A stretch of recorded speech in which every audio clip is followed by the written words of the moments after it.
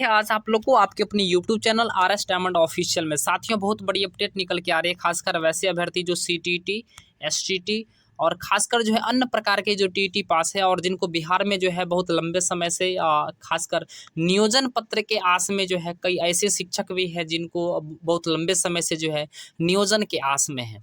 तो आज की जो खबर निकल के आ रही है, ऐसे में STT, CTET और खासकर BTT जो है उत्तीर्ण सभी अभ्यर्थियों के लिए बहुत ही बड़ी अपडेट सामने निकल के आ रही है।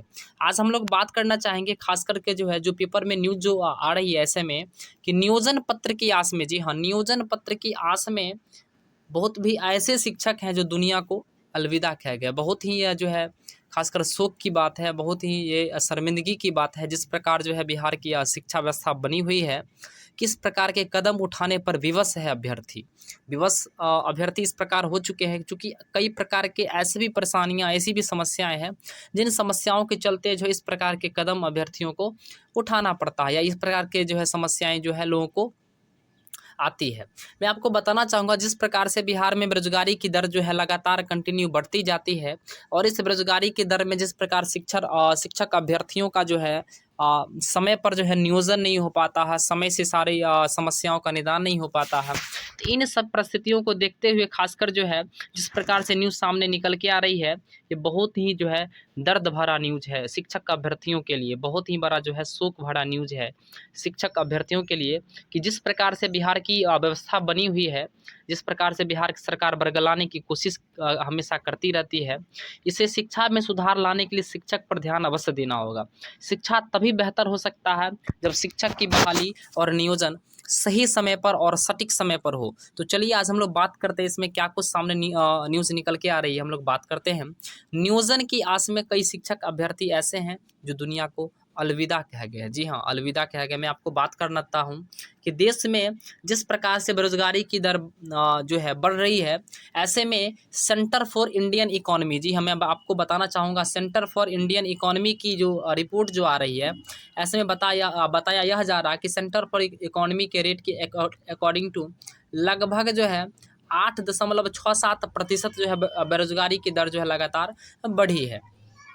ऐसे में इसकी मुख्य वजह है कि हर साल जो है रोजगार का सृजन नहीं होना। जी हाँ, अगर हर साल अगर रोजगार का अगर सृजन हो तो इस प्रकार की समस्याएं उत्पन्न नहीं होगी। साथ में ही मैं बताना चाहता हूं कि सरकार अगर किसी विभाग में भर्ती भी निकालती है तो उसको समय से पूरा नहीं करती है। जी हाँ, सरकार अगर किसी भी विभाग में अगर भर्ती भी निकालती है तो समय से उसे पूरा नहीं करती है। उसके भर्तियां को अटकाने के मामले में बिहार सबसे आगे है। जी हाँ, बिहार जो है देश में सबसे आगे है खासकर भर्तियां को अटकाने में। आप इतिहास उल्टा के देख लीजिए, खासकर जिस प्रकार से लगभग जो है 10 सालों से जिस प्रकार का कोई भी वैकेंसी सही तरीके से अभी तक जो है खासकर बहाली नहीं हो रही है।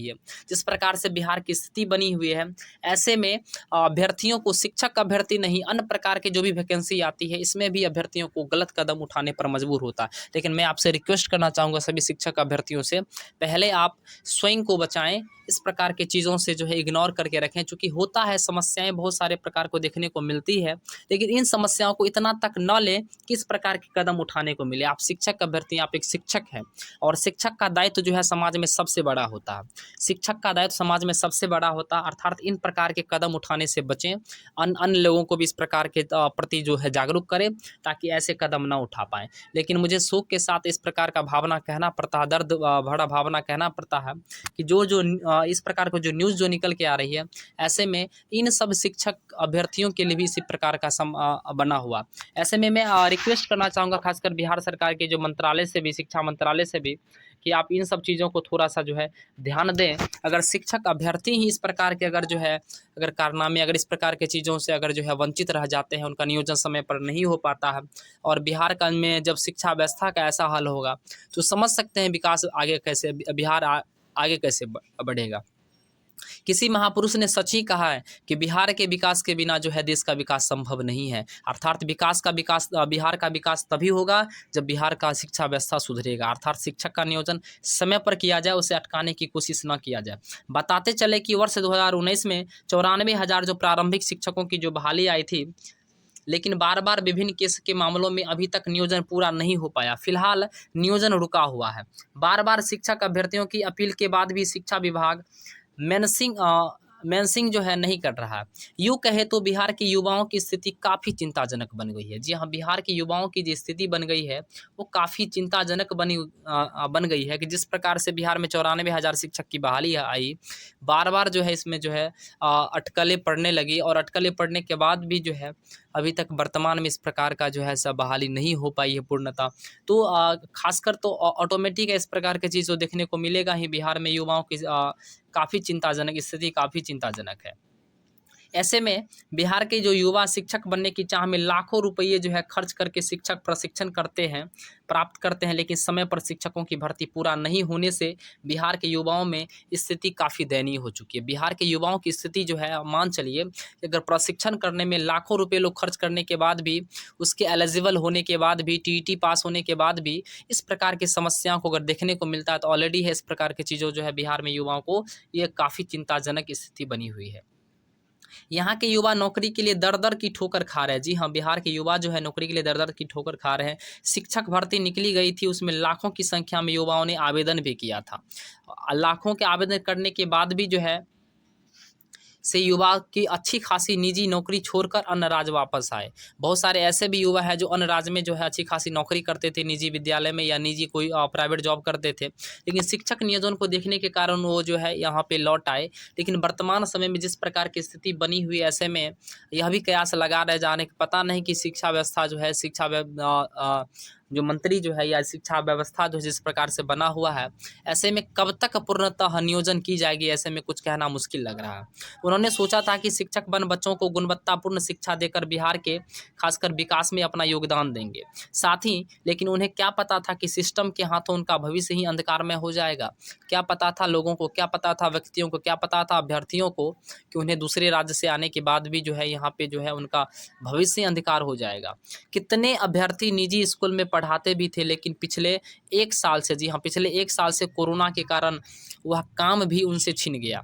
कितने अभ्यर्थी मानसिक शोषण के शिकार हो गए। शिक्षक अभ्यर्थियों के माता-पिता भी चाहते थे कि नियोजन पत्र मिल जाता तो वे हमारे बुढ़ापे के सहारे हो जाते। जी हाँ, बुढ़ापे के सहारे बनते। लेकिन इस वर्ष कोरोना ने कितने माता-पिता के अरमानों पर पानी फेर दिया। जी हाँ, ज़्यादातर शिक्षक अभ्यर्थियों का परिवार आर्थिक तंगी से गुजर रहा। हम आपको बताना चाहेंगे बिहार की स्थिति जिस प्रकार से बनी हुई, मैक्सिमम ऐसे शिक्षक अभ्यर्थी हैं जिनका परिवार तंगी से, आर्थिक तंगी से गुजर रहा। तो ऐसे में बिहार सरकार को कुछ न कुछ जो है नए कदम उठाना चाहिए, शिक्षा व्यवस्था को सुधार लाना चाहिए और शिक्षक का नियोजन समय पर कर देना चाहिए। क्योंकि शिक्षक जब तक जो है भर्तियां नहीं होगी तो विद्यालय का शिक्षा व्यवस्था भी सुधरेगा नहीं।